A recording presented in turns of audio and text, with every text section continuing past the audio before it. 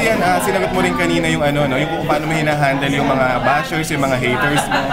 So, paano mo siya hinahandle? Naapektuhan ka ba pag may gano'n? Hindi naman po eh. Katulad nung sinabi ko kanina na sa social media po, anyone can write.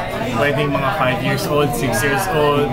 Minsan, di ba, wala naman yung mga nagsusulat na yun, hindi mo naman sila kailangan pansin kung negative. Kung positive, pasalamatan na lang. But other than that, hindi naman po ako napektuhan. Okay. Paano ka nag-prepare? Paano hinahanda mga fans? Ang tanongin po ba tungkol sa fans? Oo, paano sila? Sila naman po kasi sobrang, kaya bilib na bilib din ako sa kanila dahil they always assure us na they will always be there to support us. Maski magkahiwalay po yung project since nauna si Kim magkaroon ng project. And sinabi naman po nila na nandito po sila all throughout. Katulad nila, nandito sila ngayon. Gano'n kataas yung confidence natin na papatok itong series na yun na gagawin mo with Jessie, lalo na syempre, diba? Sanay sila kasama sa team.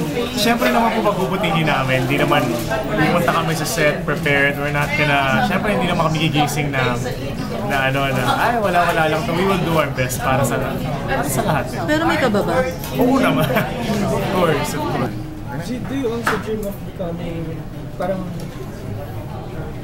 yung independently at yung parang po solo lang? Oo naman, syempre. Nakakatuwa naman. Syempre, minsan nakakabasa rin ako ng script katulad ng yung mga nilibigay sa mga script katulad ng sa mga workshop. Nakakatuwa na isipin na magkaroon ka ng isang sarili mo talaga. Ikaw yung title mo.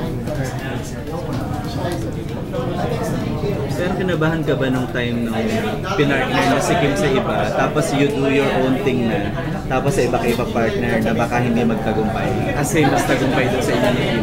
Ay, hindi naman po kasi from the beginning naman po understood naman po at nasa mindset ko lang naman na kahit kailan, we're not gonna, hindi naman po kami magiging love team na forever. So, okay lang naman.